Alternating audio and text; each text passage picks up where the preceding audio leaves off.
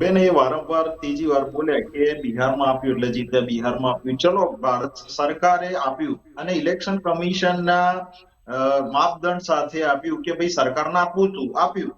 તમે ચાચા ભતીજાની સરકાર બનાવી હતી ત્યારે નીતિશજી તમને સારા લાગ્યા, કેમ ના આપ્યું બેન?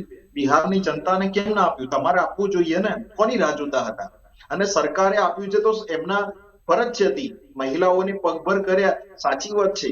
વારંવાર એ કહી રહ્યા છે. ગુજરાતમાં 5.96 લાખ લખપતિ દીદીનો આંકડો એ કદાચ ભૂલી ગયા લાગે છે. અમારી જોડે અહેવાલ છે. આ દૂરદર્શનને અહેવાલ આપું છું બેન, આ અહેવાલ છે. તમે ખાલી ગૂગલ કરાવો ચાલુમાં તો આપણે ખબર જી પડશે. અને બીજું કે મેં આપને કહ્યું કે ગુજરાતમાં જે જરૂરિયાત હોય એ બિહારમાં ના હોય, બિહારમાં જરૂરિયાત હોય હિમાચલમાં ના હોય. એમણે જિગ્નેશ મેવાણીની વાત કરી બેન. જિગ્નેશ મેવાણીને તો એમના નેતાઓએ કોર્નર કરી દીધા. કેમ અધ્યક્ષ ના બનાયા? તમારે જિગ્નેશ મેવાણીનું નામ લઈ રહ્યા છો તો કેમ બીજા પણ એ ભાઈનું જનતા રેડ એ કરી નેતાનો એની વાત કરો ને, એને કોર્નર કરે ના કરે એની સાથે તમારે શું લેવા દેવા? એક મિનિટ છેલ્લે સમય આપીશ. બીજી વાતો શું કે જવાબ આપો ને તે પ્રશ્નનો. સાંભળી લો. મને ખબર એક હતી, મિનિટ મને ખબર હતી કે કોંગ્રેસના પ્રવક્તા ઉભા તમે થઈ આડી જવાના અવળી છે. વાતો ના કરો, મુદ્દા ઉપર આવો. હજી તો ભાઈ, હજી તો તમારે ગાડીમાંથી બહાર આવી જવું પડશે. પાર્ટી જેમને સાંભળો મારી ચહેરો વાત. બનાવે એમને અત્યારે બીજું જે ચહેરો છે એનાથી તો બીજું તમને ફાયદો છે એમ બેન, તમે કહો છો, તો પછી વાત પૂરી કરો ને. ચહેરા પર વાત બીજું ના બેન, કરો.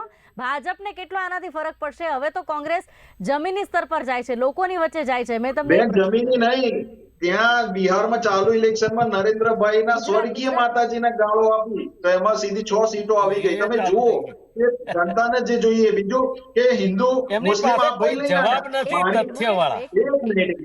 એક મિનિટ એક મિનિટ. હિન્દુ મુસ્લિમ કોંગ્રેસના પ્રવક્તા બોલ્યા, હું તો બોલ્યો જ નથી. આપણા પેનલમાં બધા છે જ, એ બધા બુદ્ધિમાન છે, ખબર છે. તમારી હિન્દુ વાત મુસ્લિમ પૂરી એ કરો, ભાઈ સમય લો. લાયા. બીજું કે જ્યારે શ્યામ પિત્રોડા કહે છે કે પાકિસ્તાન મને ઘર દઉં, બેન આવા સ્ટેટમેન્ટ ગુજરાતની ભારતની જનતાને ખબર છે કે કોંગ્રેસના જેટલા બી ચાણક્ય છે એ રાહુલ ગાંધીને ડુબાડી રહ્યા છે. ને એમાં પેલા જેવું છે બેન કે છત્રી વરસાદમાં બહાર લઈને ફરીએ ને પછી ઘરમાં એટલે છત્રી બંધ કરવી પડે, એવું છે. એમના ઘરમાં એમના પોતાનું નથી ચાલતું. હું આપને કહી રહ્યો છું કે સરકારે જે કર્યું બિહારની જનતા માટે કર્યું, કે ગુજરાતની દીકરીઓ માટે કર્યું, કે રાજસ્થાનમાં અમે જીત્યા, છત્તીસગઢ જીત્યા, હરિયાણા જીત્યા, ગોવા જીત્યા, કેમ નથી જીતતા? એમને કોને બાંધી રાખ્યા છે? રાહુલ ગાંધીજીના મેદાનમાં આવું નથી. છેલ્લા 20 દિવસમાં બેન એમનો પ્રચાર જોઈ લો રાહુલ ગાંધીજીનો ક્યાં છે. આ યાત્રા કરે છે ને. હું તમને ચેલેન્જ આપું છું અને કોંગ્રેસના પ્રવક્તાને ચેલેન્જ આપું છું કે કોર્પોરેશનનું ઇલેક્શન આવે છે, તમે જીતો, કેમ નથી જીતતા? તમે આપણે ફરીથી આપણે ઇલેક્શનના ડિબેટ કરીશું, કેમ નથી? રાહુલ ગાંધીજી જ્યાં પગલા જ્યાં પડે છે ને બેન, ત્યાં માત્ર હાર હોય છે, હાર હોય છે, હાર હોય છે. બેન 95 થી વધારે વાર બેન કોઈ હારતું હોય તો મને ખબર નથી કે હવે આપણે શું કહી શકાય. અને જે રાહુલ ગાંધીજીનું લેવલ નથી, ખરેખર અમારું લેવલ નથી નામ લેવાનું, કારણ કે અમે તો કામદાર છીએ. નામદારનું નામ તો અમારથી લેવાય નહીં ને. એટલા જ માટે એ ચાંદીની ચમચી લઈને જન્મ્યા છે. ના જ નરેન્દ્રભાઈ લેવાય. વડોદરાના ગરીબ પરિવારમાંથી જન્મ્યા છે એટલે પ્રધાનમંત્રી છે. જ્યારે રાહુલ ગાંધીજીને ખરેખર એક કોર્પોરેટરની ચૂંટણીથી જ આગળ આવવું જોઈએ, પણ ઠીક છે એ મોટા પરિવારના છે એટલે સીધા એલઓપી બન્યા છે અને એમાંય ઘર જતું રહ્યું હતું કે